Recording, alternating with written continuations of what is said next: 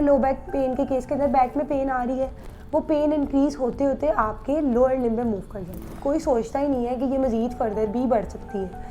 अक्सर disc bulge का case या डिस्क हर्निएटेड का केस ही हमारे पास है। बट लो बैक पेन को अगर हम फर्स्ट स्टेज में ही कवर कर लें तो ये बहुत बेटर होता है, बजाय इसके कि हम उसको लास्ट एंड स्टेज पे ले जाएं। फिर अक्सर फिजियोथेरेपिस्ट भी कुछ क्या करते हैं, वो स्टार्टिंग में पेशेंट को सिर्फ सेटिस्फाई करने के लिए पेन किलर देना शुरू कर देते हैं। जिस बीमारी को आप लोगों ने पालने में ही 2-3 साल लगाए हैं, वो विद इन अ वीक या 2 वीक्स कैसे ठीक हो सकती है।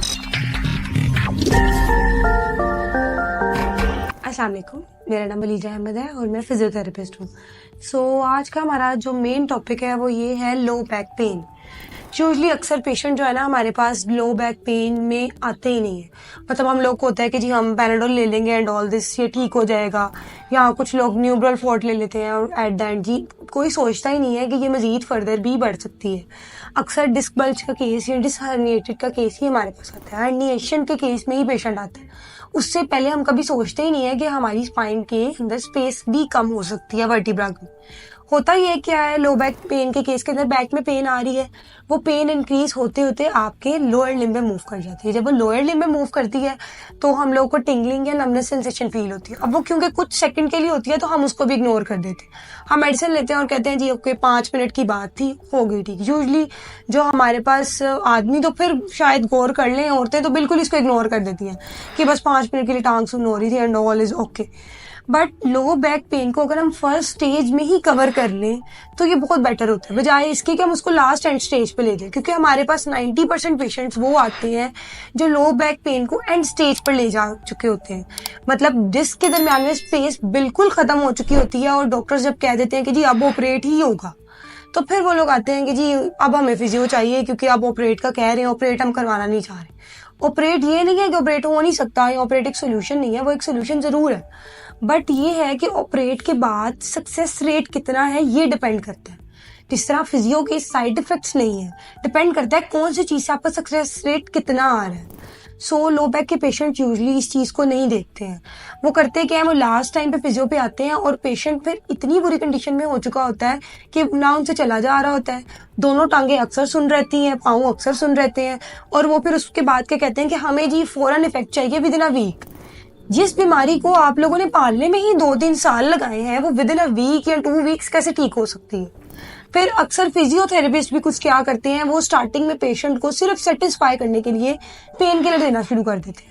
या फिर अक्सर जनरल डॉक्टर या जनरल फिजिशियन क्या करते हैं, जब पेशेंट उनके पास आता है, उन्हें पता है जी फिजियो की जरूरत है, वो क्या करेंगे जी आप घर में ना वर्जिश किया करें या झुका ना करें, और साथ उनको हैवी डोज पेन किलर्स दे देंगे।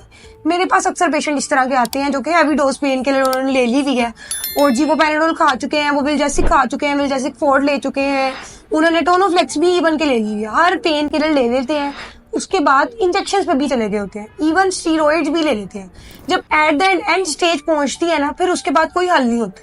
क्यों? क्योंकि हमारे जनरल फिजिशियन ये सोचते ही नहीं है कि हमारी फील्ड नहीं है या इनको एक्सरसाइज की जरूरत है। वो खुद ही अपनी तरफ से एक एक्सरसाइज बता देते हैं कि जी आप ऐसे ऐसे कर लें और जो ठीक हो जाए। हर चीज इंसान खुद से मैनेज नहीं कर सकते। कुछ एक्सरसाइज ऐसी होती हैं जो हम पेशेंट को कहते हैं कि जी आप ये घर में कंटिन्यू रखें, इससे आप ठीक हो जाएंगे। बट कुछ एक्सरसाइजेज ऐसी भी होती हैं जिसके लिए हमें साथ असिस्ट करना पड़ता है। बट पाकिस्तान में एक कॉमन ट्रेंड बन चुका हुआ है कि हम लोग ये सोचते ही नहीं है कि हम लोग क्यों ना बीमारी को फर्स्ट स्टेज में पकड़ लें। इसी तरह जो शुगर है, डायबिटिक के पेशेंट्स के अंदर भी यही होता है। अब वो लास्ट स्टेज पे जाके ही इंसुलिन पे आएंगे। वो ये नहीं सोचेंगे कि हम लोग स्टार्टिंग पे लो डोज पे थे, जब हम मिडिल स्टेज पे आ गए हैं तो हम इंसुलिन पे आ जाएं ताकि हमें ये इश्यूज ही ना आए। वो कहते हैं जी insulin is a last stage और यही लास्ट होप है। यही लो बैक पेन वाले पेशेंट्स यूजली करते हैं कि जी उन्होंने लास्ट पे जब कुछ नहीं बचा ना, तब उन्होंने फिजियोथेरेपिस्ट के पास आना है और कहना है जी कोई जादू करें कि मैं हफ्ते में ठीक हो जाऊँ। फिजियोथेरेपिस्ट भी माशाल्लाह वो क्या करते हैं, वो आगे से मजीद पेन किलर बढ़ा देते हैं, एक्सरसाइज करवाते रहते हैं और कहते हैं जी अब आप ठीक हो रहे हैं। और वो पेशेंट ये नहीं देखता कि जी मैं पेन किलर से ठीक हो रहा है किससे, उनको प्लेसिबो इफेक्ट होता है, वो कहते हैं जी ठीक। बट लो बैक पेन को अगर आप फाइनल स्टेज में लेकर आए हैं तो वो 3 to 6 मंथ लेगी। डिपेंड करता है कि पेशेंट किस तरीके से उसके प्रिकॉशंस को कवर कर रहे हैं। तो हम लोग प्रिकॉशंस भी मरीज भी बता देते हैं। अब अक्सर पेशेंट का करते हैं जी हम आपके कहने पे, जैसे आपने कहा था डॉक्टर, वैसे ही चल रहे हैं, हम मेडिसिन भी ले रहे हैं, फिर भी ठीक नहीं हो रही। रीजन क्या होती है, हम लोगों ने जो प्रिकॉशंस बताई होती है ना, पेशेंट वो नहीं कर रहा होता। 2 दिन 3 दिन जी हम लोगों ने मना किया जी आपने स्टेयर्स नहीं यूज करनी 2 to 3 मंथ, बट नहीं, पेशेंट ने क्या करना है, वो स्टेयर यूज कर रहा है और वो आके ये नहीं बताएंगे हमने स्टेयर यूज किया, बस एक दफा गलती से चढ़ गए थे या एक दफा गलती से उतर गए थे। और कुछ लोगों के पास ये भी एक्सक्यूज होता है जी हम तो रहते ही फर्स्ट फ्लोर पर है, हमें तो जाना ही जाना है, ठीक है। तो फिर इस चीज से टाइम लगता है। अब ये नहीं हो सकता कि हम पेशेंट से कहें कि जी आप ना ग्राउंड फ्लोर पे शिफ्ट हो जाए, ये कभी भी नहीं हम कह सकते। तो हम क्या कहते हैं उन्हें कि आप दिन में एक दफा स्टेयर्स यूज करें, एक दफा उतरे और एक ही दफा चढ़े, बार बार ना करें, ठीक है। क्योंकि अक्सर पेशेंट लो बैक के हमारे पास ऐसे भी आते हैं जो ऑफिस वर्किंग है, ऑफिस गोइंग है, मुसलसल बैठे रहने की वजह से लो बैक पेन आ रही है। अब मैं उनको ये तो नहीं कह सकती कि जी अपना रोजगार छोड़े और बेड पे जाके लेट जाए, ये एक सोल्यूशन नहीं है। चीजों को मैनेज करना सिखाना है। मेन चीज ये नहीं होती कि जी फिजियो हम लोगों ने कर दिया जी अब आपने बिल्कुल नहीं झुकना या अब आप चल ही नहीं सकते।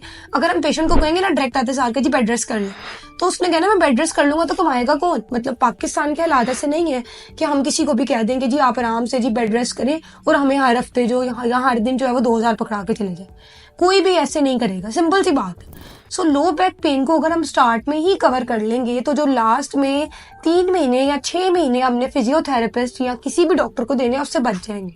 मेरे पास एक लास्ट टाइम पेशेंट आए थे और उनका डिस्क बल्ज का इशू था और उन्होंने क्या किया, 1 साल पहले मेरे पास उनकी प्रोफाइल आई, मैंने उनका एक्सरे देखा, मैंने उनको कहा कि आप फिजियो स्टार्ट करें। बाय लक उनका दुबई का एक टूर था, वो वहां गए, उन्होंने वहां वॉक वगैरह की, कुछ बेटर हो गए। आगे उन्होंने कहा जी मैं अभी ठीक हूँ तो मुझे जरूरत नहीं है, अभी मैं फिजियो स्टार्ट नहीं करवा रहा। मैंने कहा ठीक है ओके है। मेरे उनकी फैमिली के साथ रिलेशनशिप अच्छे थे क्योंकि उनकी मदर का सर्वाइकल का इशू था तो मैं उसको डील कर रही थी। तो अराउंड 3 to 4 मंथ मैं वहां जाती रही, होम विजिट था वो मेरा। खैर उसके बाद आफ्टर 1 year मुझे एक दिन कॉल आई उन्हीं पेशेंट की कि जी मेरी बैक में बहुत ज्यादा एकदम अचानक पेन स्टार्ट हो गया और वो कवर नहीं हो रही है। वो सिंफ्लेक्स ले चुके थे, उन्होंने टोनोफ्लेक्स ले ली थी, वो डाइजेस्टिक पी भी ले चुके थे, विल्जेस्टिक फोर्ट इवन के वो हर इंजेक्शन पेन किलर का ले चुके थे, स्टिल नो इफेक्ट था। अच्छा जी, उसके बाद उन्होंने मुझे बुलाया, मुझे अप्रोच किया, मैं एक दिन गई, फिजियो करवाई, थोड़े से वो बेहतर हुए। जाहिर ही बात है इतनी स्वेयर कंडीशन में जब आप चले जाएंगे तो टाइम तो लगेगा। सो फर्स्ट डे वो रिकवर नहीं किए, थोड़ा टाइम लगा, थोड़ी देर के लिए पेन ठीक हुई, फिर उसके बाद दोबारा पेन होने लग गई। सिंफ्लेक्स एक हैवी डोज है, टोनोफ्लेक्स भी एक हैवी डोज है, स्टिल नो इफेक्ट था। तो फिर क्या हुआ, उन्होंने कहा कि जी फिजियो से नहीं फर्क पड़ रहा, हम डॉक्टर चेंज करते हैं या कहीं और जाते हैं। वो सुरैया जीन गए, सुरैया जीन प्राइवेट हॉस्पिटल है चुबुर्जी के पास। खैर वहां पे भी डॉक्टर्स ने जब ये कंडीशन देखी कि पेशेंट स्वेयर पेन में, उन्होंने उनको स्टीरॉइड्स भी यूज करवाए। Steroids not in a sense of tablet, injection form में, स्टिल कोई रिकवरी नहीं थी। रीजन क्या थी कि हम लोग इतनी ज्यादा पेन किलर ले लेते हैं कि बॉडी उसकी यूज टू हो जाती है। हम लोग करते हैं कि जिस दिन पेन है उस दिन फौरन से उठा के जी हम लोगों ने मेडिसिन ले ली। पैनाडोल से तो पाकिस्तानी ऐसे यूज टू है। पैनाडोल के बाद फिर जो बाकी दवाइयां बचती हैं वो भी हम इधर उधर की देखते हैं, आम फिजिशियन से पूछी और पूछ के ले ली। ये नहीं हम लोगों ने सोचना कि जी आगे जाके जब स्वेयर कंडीशन होगी तो हम क्या करेंगे। ये अक्सर तो एक मैथ बन चुका हुआ है कि जी एक इंजेक्शन लगवाएंगे और हम ठीक हो जाएंगे। मेरी अपनी फैमिली में भी ऐसे है, कुछ लोगों का ये मैथ होता है जी ये इंजेक्शन लगेगा और इंजेक्शन बस जाकर इंजेक्शन लगवा लेना, इंजेक्शन इज ऑल गुड। तो फिजियो को अगर हम स्टार्ट में ही लेके चल लें तो वो 6-7 महीने में जाए ही ना, क्योंकि अक्सर लोग कहते हैं फिजियोथेरेपी एक दफा शुरू हो जाए ना तो उसने लाइफ टाइम ही चलना है। वो लाइफ टाइम इसलिए चल रही होती है क्योंकि हम लोग प्रिकॉशन छोड़ देते हैं। जिस तरह शुगर का पेशेंट होता है ना, उसको इंसुलिन लग जाए ना, उसने जेल में बिठा लेना है कि मरते दम तक इंसुलिन ही लगनी है। उसने ये सोचना ही नहीं है कि मैं अपनी डायबिटिक जो कंडीशन है उसको मैनेज करूं, अपनी शुगर को लेवल को मैनेज करूं और इंसुलिन की डोज को कम करूं। नहीं, उसने डोज नहीं कम करनी, उसको पता है कि जी मैंने सारी जिंदगी इसी के साथ चलना है। इसी तरह फिजियो के पेशेंट्स करते हैं, वो कहते हैं जी अब तो फिजियो का कोई इफेक्ट जो भी शो हो रहा है अब लाइफ टाइम यही है, हम डॉक्टर नहीं छोड़ सकते या हमें एक दफा दोबारा बार बार आना पड़ेगा। तो वो फिजियो की तरफ आते ही नहीं है कि जी एक लंबा टाइम है, 6-7 महीने हम करेंगे और इतने पैसे देंगे एंड ऑल दिस। तो मेजर मेरा बताने का मकसद ये है कि अगर कोई भी डिजीज है, बैक पेन हो या वो डायबिटीज हो या वो कोई भी डिजीज हो, अगर आप स्टार्टिंग में ही उसको ठीक कर लेंगे तो फिजियो की 6-7 महीने वाली नौबत आएगी ही नहीं। क्योंकि देखिए आपने नई स्टार्टिंग में की, बाद में भी तो आप 6-7 महीने पर डे के हिसाब से 1000 या 1500 दे रहे हैं, तो पर डे के हिसाब से वो भी तो आपको 60-70 जा ही रहा है ना। तो यही अगर आप पहले कवर कर लें तो आप विद इन 1 मंथ भी ठीक हो सकते हैं। बट हम 1 मंथ पे नहीं जाते, हम कहते हैं नहीं जी हमने एंड पे ही जाना है। और कुछ लोग एंड पे आके क्या करते हैं, ऑपरेट करवा लेते हैं, 5-6 लाख आप ऑपरेट पे भी दे रहे हैं। यही 5-6 लाख लगाने की बजाय जब स्टार्टिंग में ही आपको पेन फील हो रही है, आप किसी फिजियोथेरेपिस्ट के पास जाएं, उन्हें कहें, वो आपको प्रिकॉशनरी मेजर्स बताएंगे।